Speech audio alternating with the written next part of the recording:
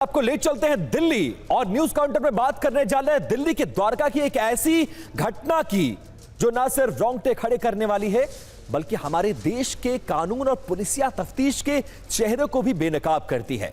आगे हम कुछ भी बताएं उससे पहले हम चाहते हैं कि आप एक असहाय मां के दिल का दर्द सुनिए, उसके बाद पूरी कहानी बताते हैं। पब्लिक मीडिया से सबसे हाथ जोड़ के रिक्वेस्ट करती हूँ, इवन पब्लिक से, please come forward, please no child should go after my child. अपने बच्चों को बचा लो, अपने बच्चों के लिए लड़ लो प्लीज। मेरा बच्चा तो चला गया, उसके लिए लड़ने के लिए मैं ही बच्ची हूँ, मैं लड़ूंगी। अपने बच्चों को बचा लो, दोबारा कोई ऐसी न्यूज नहीं आनी चाहिए किसी रईसजादे ने कुचल दिया, बच्चों को उड़ा दिया। रोते बिलखते हाथ जोड़कर जिस महिला और जिसके दर्द को आपने सुना, जिनकी आंखों में आंसू है, वो आंसू भी आपने देखे। वो एक मां की बेबसी है जिसने अपना इकलौता सहारा 23 साल का बेटा, जिसको लेकर लाखों सपने थे, उस बेटे को खो दिया है। दिल्ली के द्वारका में एक मां ने अपने 23 साल की तपस्या को एक रईसजादे के शौक के रील वाले शौक में सिर्फ 1 सेकंड में उसने खत्म कर दिया है। साहिल की मां इन्ना माकन कहती हैं कि उन्होंने अपने बेटे को अकेले बिना पति के पाल पोस कर बड़ा किया, लेकिन 3 फरवरी को क्या हुआ? बिना लाइसेंस वाला एक लड़का बिना ड्राइविंग लाइसेंस के गाड़ी लेकर, जिसे गाड़ी चलाना तक नहीं आता था, वो घर के बाहर निकलता है, गाड़ी से स्टंट करना और स्पीड की रील बनाने के लिए निकलता है। और उसका नतीजा क्या होता है? 23 साल का एक साहिल जो बाइक पर सवार था, ऑन द स्पॉट मार दिया जाता है और फिर अभियुक्त को बोर्ड एग्जामिनेशन देने के नाम पर जमानत मिल जाती है और वो जेल से रिहा हो जाता है। अब इस कहानी का सबसे जो कड़वा सच है वो हिस्सा अब हम आपको सुनाने जा रहे हैं, बताने जा रहे हैं। साहिल की मां मीडिया के सामने हाथ जोड़ रही हैं, भीख मांग रही हैं। क्यों? आखिरकार क्योंकि उन्हें डर है कि उनका पूरा सिस्टम यहां का बिक चुका है। सवाल यह है कि जिसे गाड़ी चलानी नहीं आती, उसके हाथ में स्कॉर्पियो की चाबी आखिरकार किसने दी? ये सबसे बड़ा सवाल है। अगर अभियुक्त नाबालिग है तो उसे गाड़ी चलाने की इजाजत देने वाले माता पिता पर हत्या का इल्जाम क्यों ना और इसका केस क्यों ना चलाया जाए? रईसजादे को बोर्ड परीक्षा के लिए बेल तो मिल गई, लेकिन उस मां का क्या जिसका पूरा संसार खत्म हो गया है? ये तमाम ऐसे सवाल हैं जिसका जवाब ढूंढने की कोशिश की जा रही है।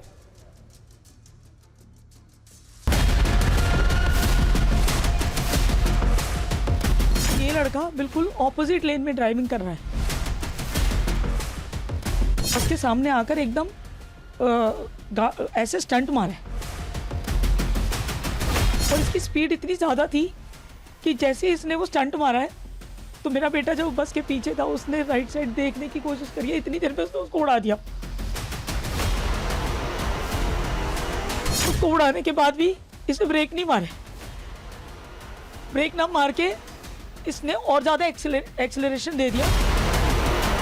ये क्रिमिनल मेंटालिटी है, ये कोई गलती नहीं है, इसको सिर्फ एक एक्सीडेंट नहीं बोल सकते, क्योंकि ये घर से फन वीडियो बना रहे थे। इनकी रील के चक्कर में मेरे बच्चे की जिंदगी चली गई। मेरे बच्चे के लिए तो मुझे इंसाफ चाहिए। उसके पास लाइसेंस नहीं है, उसके बाप को नहीं पता क्या। इसको पनिशमेंट मिलनी चाहिए और इस पनिशमेंट से एक मिसाल बननी चाहिए। मेरे पास थ्रेट्स भी आ रहे हैं, मुझे चुप कराने की कोशिश की जा रही है, मुझे दबाने की कोशिश की जा रही है। मैं नहीं दबने वाली, क्योंकि मेरे पास पीछे रोने के लिए अब कोई नहीं। ना कोई ड्राइविंग लाइसेंस, ना कोई इस तरह की कोई फॉर्मेलिटी पूरी करना, और सबसे बड़ी बात यह है कि रीलबाजी की सनक, कैसे स्टंटबाजी की सनक एक शख्स की जान ले लेता है। अब आखिरकार यह पूरा मामला क्या है वो तफसील से आपको बताने की कोशिश करते हैं। 3 फरवरी को स्कॉर्पियो और स्कूटी की टक्कर हुई है। हादसे में 23 साल के साहिल नाम के लड़के की मौत हो गई। आरोप है कि स्कॉर्पियो ड्राइवर जो चला रहा था वो नाबालिग था।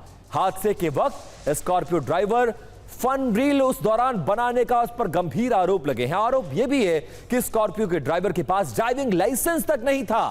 एफआईआर में स्कॉर्पियो ड्राइवर की उम्र 19 साल बताई गई है, लेकिन पुलिस ने स्कॉर्पियो ड्राइवर को जुवेनाइल कोर्ट में क्यों पेश किया, यह भी सवाल उठ रहे हैं।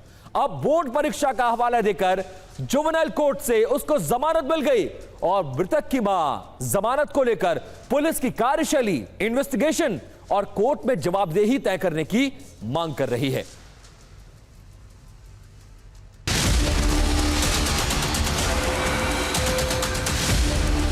हम इस वक्त उसी गाड़ी के साथ मौजूद हैं जिसमें वो अक्यूज जो था वो था। एक वीडियो भी हमारे सामने आई है जिसमें अक्यूज और उसकी बहन जो है वो इस गाड़ी को तेज़ रफ्तार चला रहे थे। गाड़ी की रफ्तार का अंदाज़ा आप इसी तरीके से लगाइए कि ये देखिए, आगे आप देखेंगे तो गाड़ी ओवर स्पीड थी। इस बात का साफ तौर पर प्रूफ ये है किस तरह से गाड़ी डैमेज हुई है। आप देखेंगे एयरबैग्स खुल चुके हैं और सामने शीशा टूटा हुआ है। अब आपको वो भी बाइक दिखाते हैं जिस पर साहिल अपने ऑफिस के लिए घर से निकला था। ये देखिए, ये साहिल की बाइक है। ये बाइक 3 टुकड़ों में हो गई है। आप अंदाज़ा लगाइए कि कितनी तेज़ रफ्तार से इसको टक्कर मारी गई थी। और देखिए, इतनी तेज़ थी गाड़ी कि ना सिर्फ इससे टकराई, उसके बाद ये देखिए ये टैक्सी जो है यहाँ पर, ये वहाँ पर पार्कड थी, इस पर भी जाकर के ये स्कॉर्पियो टकराई है। और इसमें एक अजीत ड्राइवर थे, वो इस मामले में घायल हैं। तो Dwarka hit and run case में पुलिस की अपनी ही थ्योरी अब पूरे कटघरे में आकर खड़ी हो रही है। गौर से सुनिए, 3 फरवरी को जब पुलिस ने इस हादसे की एफआईआर दर्ज की तो उसमें अभियुक्त की उम्र साफ साफ 19 साल लिखी गई। कानून की भाषा में 19 साल का मतलब है कि बालिग होना, यानी वो अपराधी जिस पर तिहाड़ जेल के कायदे कानून लागू होंगे। लेकिन जैसे जैसे जांच आगे बढ़ी वैसे वैसे अभियुक्त की उम्र रिवर्स गियर में चली जाती है। बहुत शर्मनाक है। 19 साल का अभियुक्त अचानक कुछ दिनों में 17 साल का बच्चा बन जाता है। और इसलिए TV9 भारतवर्ष सवाल पूछ रहा है। सवाल क्या है, देखिए।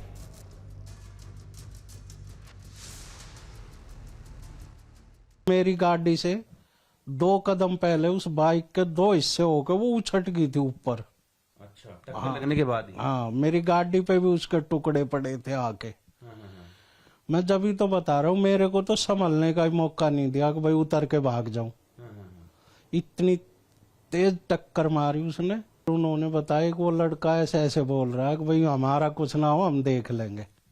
एक्सीडेंट के बाद जो ड्राइवर गाड़ी चला रहा था स्कॉर्पियो, कह रहा हमारा कुछ नहीं होगा। हाँ, वो बोल रहे थे बच्चे का अंकल, वो तो ऐसे बोल रहा।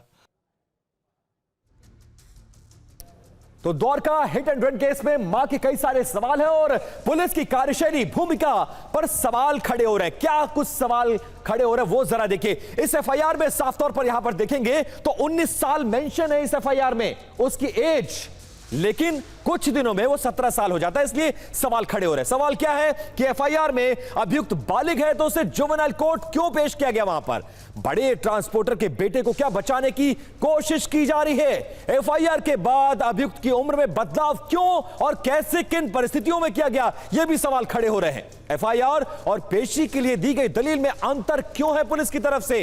ये तमाम ऐसे सवाल हैं जो अब पुलिस से पूछा जा रहा है।